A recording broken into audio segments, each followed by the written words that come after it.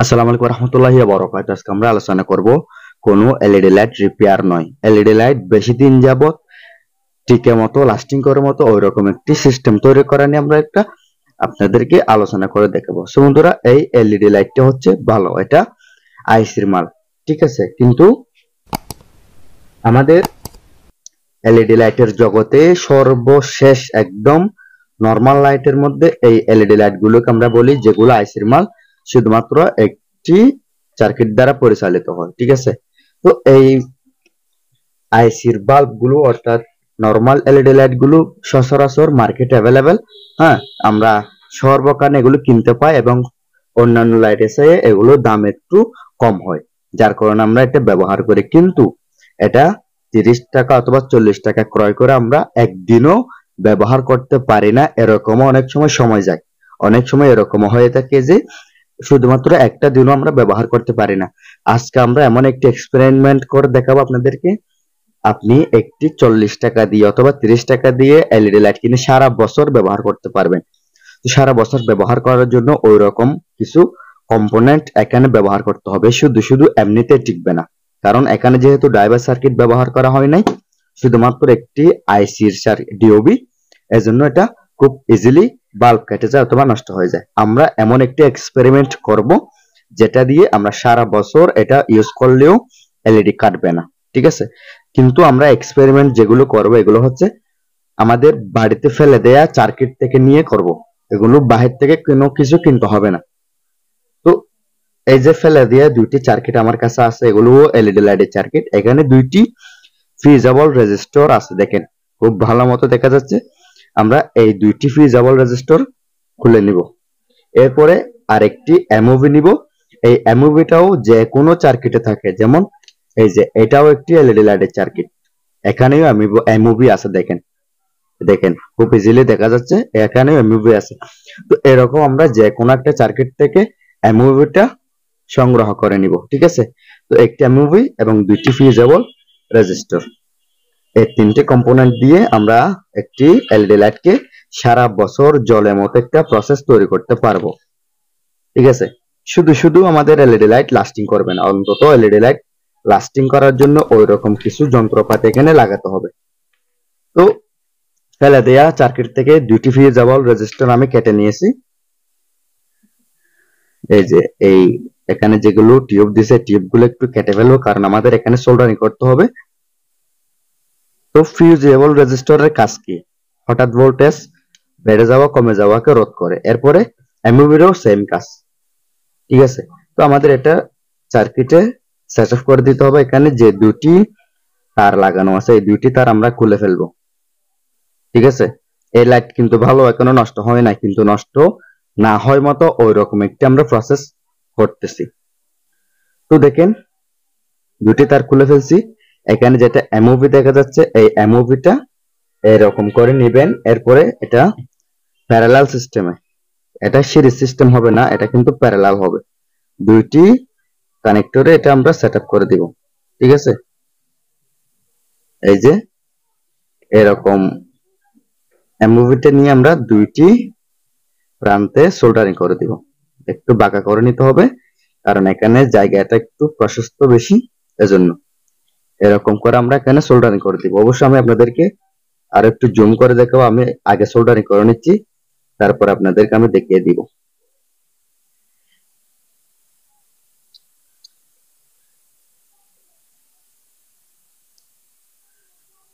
এখানে একটু ভালো করে সোল্ডারিং করে দিয়ে দিব, কারণ এখানে আমরা রেজিস্টর গুলোও লাগাবো। ফিউজেবল যেগুলো রেজিস্টর আছে আমরা এই রেজিস্টর গুলোও লাগাবো, এজন্য এখানে ভালো করে আমরা সোল্ডারিং করে দিব।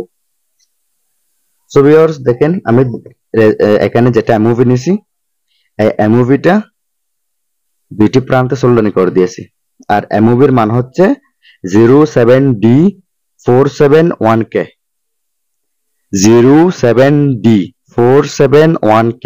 এটা আপনারা অবশ্যই লিখে রাখতে পারেন যদি দরকার হয়। তো এই সিস্টেম আপনারা এমওভিটা লাগাবেন। এরপরে ফিউজেবল যেগুলো রেজিস্টর আছে এই দুইটি রেজিস্টর এখানে লাগিয়ে দিবেন।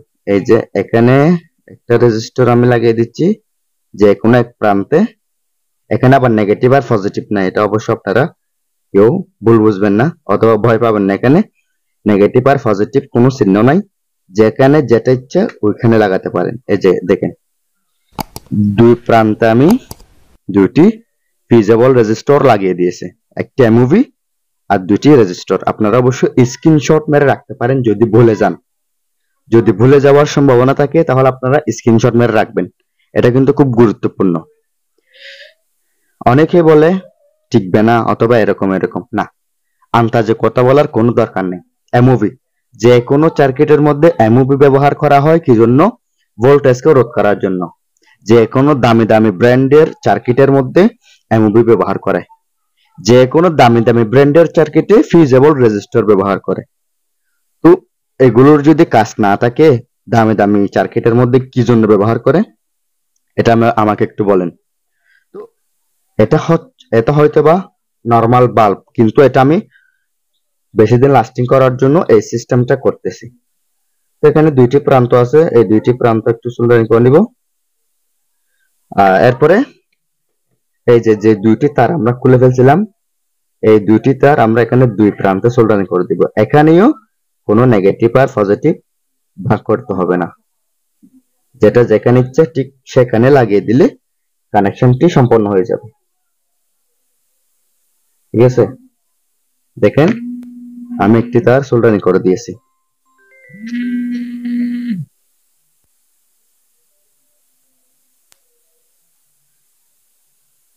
এরপরে আমি আরেকটি তার